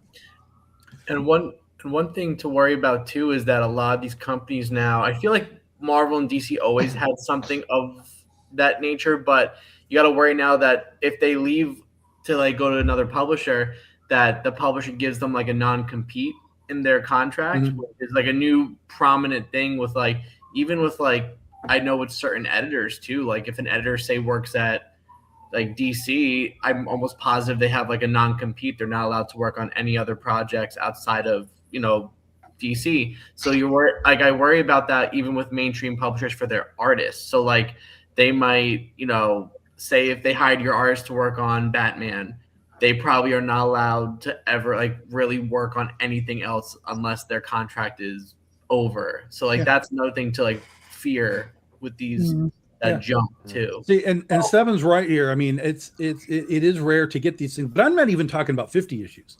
I'm talking about like, give me 10. Yeah. Give me 10 issues. And that's like a solid couple of trade paperbacks, some consistency in the art. Like, I'd be happy if I could get 10 out of a guy. And I've gotten a couple people who have given me like 20 plus. So in the early days, I really got very lucky with the guys that I had. But now I'm in that mode where I'm like, I'm looking for somebody to give me 20 again.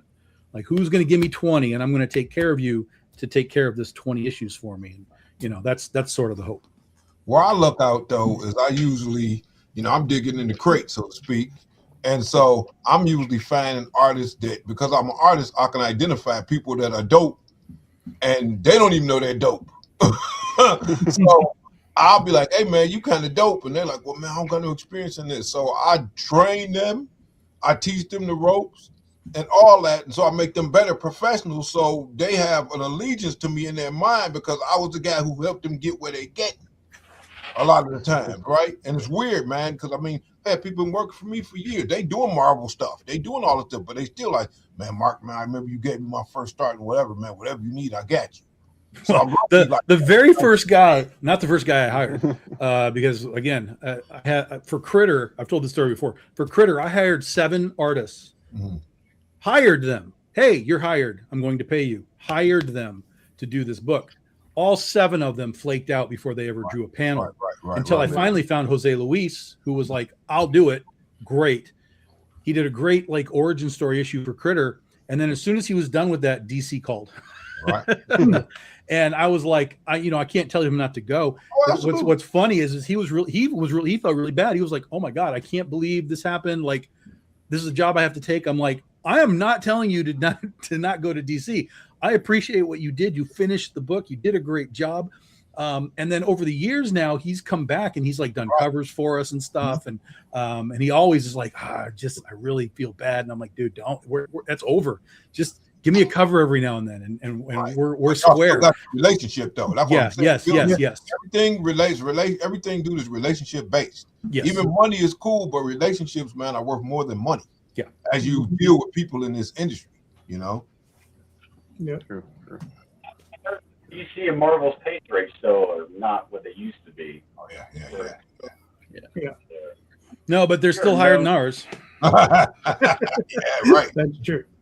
That is true. Plus, that's the other part of it is in some category, like, yeah, you might get more money at DC or Marvel, but also you're on a book that you can tell people, I drew Superman, I drew Wonder Woman. Like, so there's a clout element to, moving up the ranks as well. Because then you tell the conventions, like, well, I was a Wonder Woman artist, I was a Spider-Man artist. That helps you in other ways too. So sometimes they'll jump ship for a clout chase type of thing, which again makes sense. I'm not saying don't do it. But if you're going to jump, at least talk to me first. Let me see if I can do something for you to maintain, our relationship. But it's even the thing, though. I'm sorry. Go ahead. I was going to say the thing about that is, it's the clout. You've done it. You've done the job, but you don't own it. No, but there's value in being able to say I'm a Wonder Woman artist. Yeah, because the general public will go, oh, you drew Wonder Woman? That's awesome. Yeah. Come to my con. And I'll give you a booth, that kind of stuff. But there's also value in being able to say that, hey, I'm the guy that invented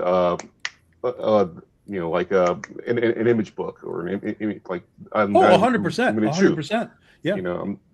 And like just me personally as an artist, I've always I've been doing my own thing for just so long that like I just see more value in just like creating something new, even though it has a smaller audience. That's a smaller dedicated fan base, and people know this body of work that I own. That I can always say like, oh, yeah, sure, that's the guy who did, the Derby Assembly. That's the guy who did Galaxies. Yeah, as opposed to like, he did this great run on Batman. Funnily enough, I actually did I colored a couple issues of Batman digital years back. But that's that clout's not. It's not really here or there now because that's old work. But see, I work with Nia Rufino, and she was a colorist for DC across everything that they did forever. And every time she's at cons with us, I absolutely see people bringing old work for her to sign. Sure. So they're aware of her. She made a name for herself in many ways. It's not just a matter of like, hey, I did 6 issues of Batman. Like, that's great, but you're right. You kind of need it to be an extended sort of period of time. It's not just jumping in and jumping out. But I think a lot of people just look at this short-term element like, oh, that's my opportunity. I'm going to Batman. Mm-hmm. And then maybe they last 6 months and they're out, or maybe they go to Batman and then another editor's like, well, now we need you on Martian Manhunter. Now we need you over here. That's what happened with Jose. As soon as he left Critter, he was drawing Justice League of America, for God's sakes. And then he was just in the DC system, kind of bouncing around to all of the things that they were doing. So he got into that office space or whatever, and he's been there ever since. And now he's worked for everybody, Marvel and everybody. Right, but the thing though about that though, man, is this: after Image punched Marvel and DC in their eyes, they make sure that they don't keep people on the book for long enough to where they can get a name. They make damn sure of that because they don't ever want to be punched in the eye like that ever again by depending on any artist like they did back especially Marvel, back when they had every damn good artist, that you could ever be back at that time. They got punched in the face, and their lips still bloody from that. Yeah. At the end of the day, right? So they basically, they're not going to leave anybody on their book long enough to become a superstar. Forget that. That's why they promote writers more than they do artists now. Yep. They have for the last decade or so. Yep. Mm-hmm. Hey, Tom, in your situation where the artist went on to work for DC and Marvel, the book that he did for you, are you selling more of that because he's now made a bigger name for himself, or no? No, I wouldn't. No, I mean, the book, he only did the one book, and it was 16 years ago now. So it is part of our trade paperback. So when I talk about the people that have worked on the book, I do bring him up, and I'm like, oh, here's Jose, and he's working over there, and the audience does kind of respond to that because it shows that I picked the right guy, because if I picked the right guy and then DC took him away, like, oh, Tom had him first. So it kind of gives me a little bit of clout as far as all the people that I've worked with, because a lot of them have gone on to work for the guy who did Oz and did 20 issues of Oz. He went over to DC after that. We had Natalie Sanders first doing covers, and now she's doing covers every month for KMC and doing all the kind of DC covers for them. Shannon Mayer, we had Shannon Mayer. He did the first cover for us. Then he went out and did covers for everybody after that. So it's the one thing that I feel like I can pat myself on the back for is I can spot the right guy and sort of put them in a position to be like, oh, Tom found another one. And then they can, take their journey wherever it goes. All right, cool. So Jay, it's just artist retention, right? Doesn't matter. A collaborator. Okay. I think one of the things that's always worked for me is consistency, right? Like with Jade Gonzalez, who I've done a couple thousand pages with for the Oswald Chronicles, is that, we have a 10-page system, right? So she does 10 pages, I pay her 10 pages, I pay her 10 pages, I pay her. And when she completes that 10 pages and I get that 10th page, it's not like I'm keeping her waiting like 30 days or a week. I mean, usually I'm paying her within, like, if I get that 10th page and I'm sitting at the computer, I'm usually going to PayPal and I'm paying her right at that moment. She's not waiting, very long. I think the longest I had to keep her waiting was a week, and that was because I was on vacation. Right. And I was like, look, I'll be back. I'll pay when I get back. She was like, fine. She didn't care. She was like, good. But yeah, I think that sort of thing is important to the artists that I work with. Right. Is that, because some of them will take on big jobs and they'll keep me waiting. Like I won't see a page from them for like a month, right? But then, they'll come back and they'll be like, oh, then I just start seeing it every week again because I know that's, they've run through their other work and I'm like, all right, boom. But I'm there to keep them going. Sure. You know what I mean?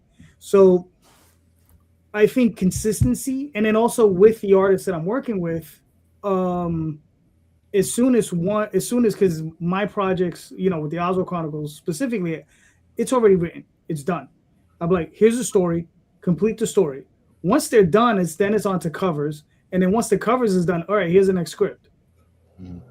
It's not even like there's not a lot of waiting. Like it's just like get this done, let's move, let's just keep moving. And I think that consistency is what keeps a lot of them around. Sure. Because that's what does that. That's what at least what it does for me. So that's what I think has worked for me. So Jay, answer your own question. I got nothing. I'm looking for answers. I mean, I'm shopping, baby. I need help. No, but I do remember, Marvel had this thing, and it was the bonus policy, right? Where, if they did 3 or more issues, bonus policies would start to kick in. Right? They wanted that consistency, and one of the biggest things was that's why John Byrne left Captain America. Right? He was something was going on, and the editor thought he was not going to be able to get, let's just say the 6th issue out in time. So to cover his ass, he got a guest team to get on the book, and John Byrne fought it, and it didn't happen. The guest team ended up doing the book, and he said, fuck it, I'm off of the book, right? Because he knew that was going to kill his bonus, and he stopped from there. But that's just one story out of X, right? I'm just looking for ideas, guys. Right? I don't got. Yeah, we do the bonus thing too, man. No doubt, we definitely do it. Especially here's how you do it. You pay Marvel rates. You'll be fine. Yeah. Because then what's the difference? Hey, just draw my book. I'm paying you $300 a page. Don't worry about it. Right. Well, we dealing with people though. What'll happen, especially if we dealing with clients, we proxying for clients. Yeah. Buddy, look, they see them pages, they love them pages, they pay that bonus in a minute. Oh man, give her a little extra. Oh, this is amazing. I don't want them to leave, so I don't really have to worry about it because the client don't want them to leave. You know what I'm saying? So. Okay. What do you got, kid? My question's done. My answer's done. What's next? Tom, you got a A quickie? So at the beginning of Laser Blast, when the ship lands, the show's over. Peace out. Yeah, exactly. Exactly. I got no questions for you, man. I got no questions for you. You should know better by now. Oh God! All right, go into your Rolodex, give it a spin yeah. like the frickin' Price is Right. Yeah, and, I know. I really should. I should like find us a 65-cent question. Yeah, I should just have a question last week though, man. That I was watching the show. Y'all asked this question, man. It's been on my mind a lot. So I'll let C2E2. That was the question you asked about what was indie and what's not indie. Mm-hmm. Right. So I'm at C2E2, man. Just it was on my mind. So I'm looking through all these people, man, and looking at all these different artists and what, right? And in my mind, I hate to say it, I'm tearing them. You know what I'm saying? Okay. Okay, this is super indie. This guy right here, he's indie. Yeah, this guy's done image work, but he's still out here grinding like us. You know. And so again, I want to approach that question again, but I want you guys to give me examples of tiers. Give me the tiers of indie. Can anybody give me the tiers of independent comics? Well, I mean, would you like in this day and age, would you still consider like Lady Death indie if it's amassing the audience that it amasses?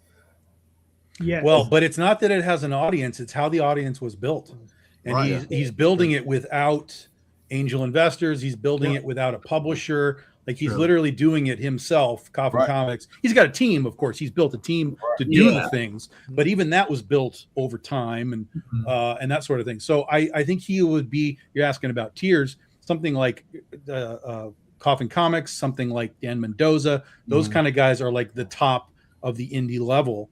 And then kind of from there, it's like it kind of falls down a little bit. And then again, it's kind of the same thing we talked about before.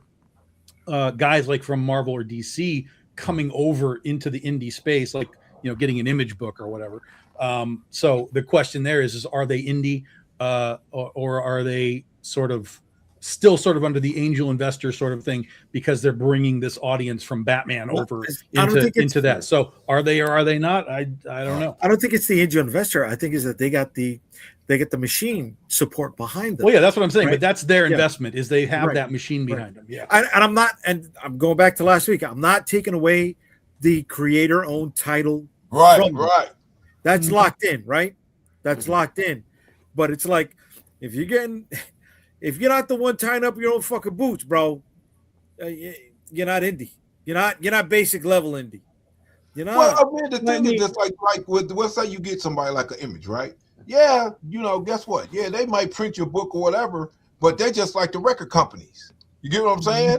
You ain't gonna recoup until you know how the record companies work. They'll give you an advance, but you better recoup that advance. You ain't getting a dime.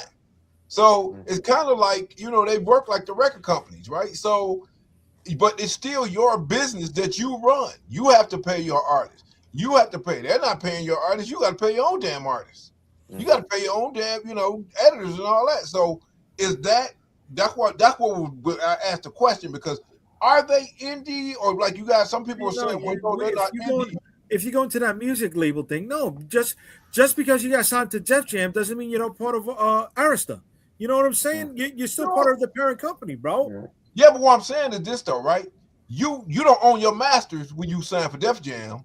As an independent artist, you own your masters. Okay, so let me roll this back. All right, so you're an Image. You're still paying your $3,500 for the marketing team and the sales team to push your book.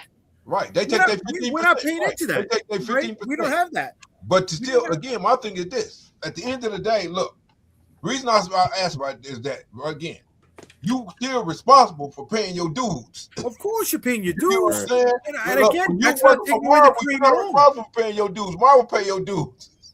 You're not. I'm not taking away for the creator owned. Everybody in this panel, 100% indie. I think that, right, that's fucking locked in, B. I think creator owned is a part of the indie space. Hey, let me ask you guys something. Would you guys consider Kickstarter indie? Because comparatively, like anyone and everyone pushes their books through Kickstarter. They're all independently owned companies or subsidiaries, whatever. But they're using like Kickstarter as a comic space. that like comparatively, I mean, you can say it's bigger than Marvel, DC, and Image. Well, Kickstarter is not indie, but the people that use it are to a degree, but not everybody, because you know, Dynamite's coming into this space, Boom is coming into this space. So, but the if you were to just look in sort of the generalization of like, look, a guy made a comic book, that's an indie guy trying to make a comic book, and using the system, because Kickstarter has moved out of the idea of that it's purely for like an investment of money to make a thing. It's a sales channel now. Like people know it is a sales channel, and if you use it properly, you can grow an audience to do whatever you want to do in there. I mean, Polito did it to the point where he literally learned it so well that he built his own crowdfunding system and left Kickstarter to go do his own thing. So it's Kickstarter is an open door to do what you want to do and however you want to do it. And there are plenty of success stories that are not, Boom and Dynamite within that space. So, we got to look at that and say, like, what did that guy do that it did what it did? And sometimes it's because there's boobs, and sometimes it's because there's a name, some sort of name attached to it, and whatever. And then we got to look at that and go, well, do I put boobs on my book? Like, does Calderon need to put some chick mice in his Oswald? Like, we make those decisions as far as like what we see the market is doing and how we want to be affected by the market or not if we don't want to. It also depends on the artist or how you kicking stuff, because Stranger Comics, them guys doing Afrofuturism stuff, right? They just happen to hit that niche. They ain't got no boobs. Yeah. Oh yeah. There's all kinds of niches in there that if you can tap in, you can blow up.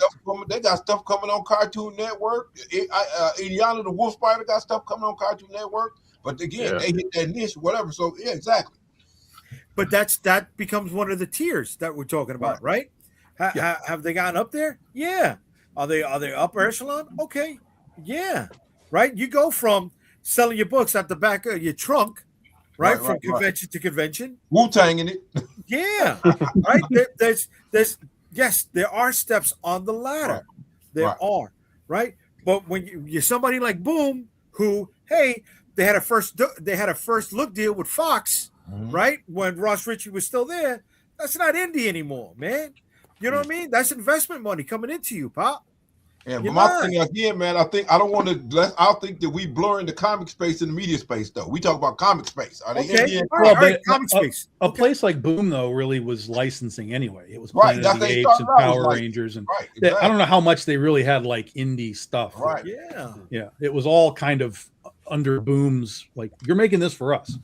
Same with Dynamite too. This is what Steppen is saying, where I made a thing that I own, even though it's published through Image, I own the thing. So that's sort of the first sort of indie qualifier is you made something that you own. Right. I concur. Yeah. Like Jay. Look, so you take one of your books, you own that book. That's Jay stuff. I don't care where you take it. Jay still own the masters. Yeah. And you can tell them what to do, and if you don't want them to do what you want to do, they can tell them kick bricks. That's power, man, and they got that power. At some point, right? But okay, we get to something, right? And whatever, I get that first look deal, or I get that option money. All right, am I still indie? Yeah, I moved up on the ladder. Exactly. Yeah, I'm not going to say no. I'm not going to say no, right? But at some point, I don't want to use the term you've sold out, right? But you signed off. As long as Jay owned your master, as long as you own the master, you ain't saying shit. What I want to know right now, and this is the most important thing, because Steppen is here. We have to ask this question. Oh yeah, Steppen, when is the Sunstone Cinemax series coming out? We need the Sunstone Cinemax series 7. Spill the beans. If you sold the rights to it, you're no longer indie. Right, exactly. You're very much dependent. Yeah. So, Steppen, when is the Sunstone series coming out? We need that Cinemax movie. Look, man, I was watching Steppen on the interview a couple of days ago. That was one of the most fun interviews I've seen in years. Nice. All right. Gentlemen, this has been a blast. We made it to hour 2, so let's wrap it up. Let's start with Dan. Dan, where can they find you and your work, sir? All right, you can find me now at mindgrindcomics.com or on Facebook at mindgrindcomics. And I'm always posting stuff on Facebook on the latest art and latest project. All right, cool. Nick, where can we find you and your work, sir? Primarily, you can find me on Instagram, X, Facebook, at Nick Caponi Art. I also have the Skymain Studios Instagram account as well, which I actively post on too. And yeah, that's where you can find all my Kickstarters and all the upcoming projects I'm working on. All right, cool. Sean?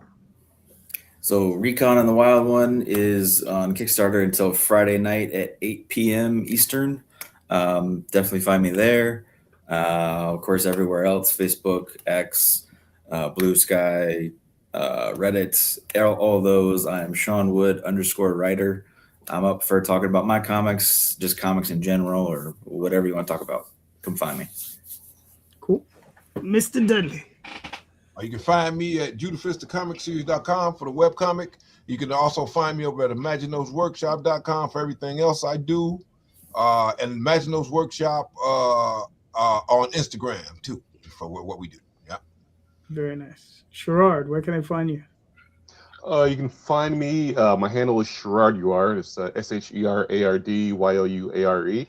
You can find me there at Instagram, TikTok, Blue Sky, and that'll same handle for all my socials. And you can go to my Instagram bios for further links to Darby, to my new series Balls Deep, and also to Kickstarters and to the merch. Cool. Mr. Tom. BigDogInc.com gets you the books that you need. We've got 16 days left on the current campaign. That'll lead us into May for our last issue of Goth Day. And then I'll be on the road quite a bit in the summertime, and I'll be making my return to San Diego Comic-Con this year. So anybody that's going to be at San Diego, come find me at the Antarctic Press booth. Nice. Come harass you at the Antarctic Press booth. Antarctic Press, yes. Yes. All right, Jay. UnstableComics.com. You can find all of my social media links on the website. Then on Friday nights, you can find me with this guy and then with this guy on Comic Book Streamland on YouTube. Just talking shit to each other, right? And talk about more comic book stuff. Oh my god. I'm never gonna retitle the stream Laser Blast. I'm not, okay? It's just not gonna happen. It's just not gonna happen. But yeah, that's been it became a callback, and now it's just a running joke, and now it's just taking on life of its own, huh? It's taking on a life of its own, man. So yeah, if you want to see it continue to grow, check us out Friday nights, Comic Book Streamland on YouTube, where we're just busting each other's balls, right? You're a fly on the wall at BarCon. That's what we're talking about, right? So yeah, that's where we're at. And then Sunday's here with this guy. Yes. All right, so real quick, I'm going to pop this up. This is a friend of the show's. This is Carlos's campaign currently running, Carlos Rafael. Oh. This is Pandora's Army. Another 27 days. He's been out of the game for a little bit, so I just want to show him a little bit of love. Go support Pandora's Army. It's like, I know it's a kid's book, and it looks like a lot of fun, so go check it out. It's currently on Kickstarter, all right? So go check that out. But is he indie? Nice. Yes. I think so. And then real quick, another one. This is Rod Espinosa's book. It's up in pre-launch, so you can sign up for it. This is for Adventure Finders. This is a 5-issue limited. This is 5 issues of his long-running webcomic. So the first 5 issues put together in a trade paperback, so you'll be able to check that out as a whole. So you can sign up for that now. So there you go. All right, and I'm JD Calderon. You can find me on Facebook, Instagram, Twitter, all those different places. Sunday nights here, Friday nights with that goofball. And yes, and just remember, everybody, check out the show notes. In the show notes are the links to all of these creators' campaigns. Please click on those links, buy those books, because these books are awesome books. These are all impassioned creators. They all want to be, they all want you to be entertained, right? That's what we're here for, right? We want to entertain the fans. So please go check out those books, buy those books, and remember, read more indie comics, especially ours. Have a good night, everyone. Thank you. Bye. Thank you. Bye.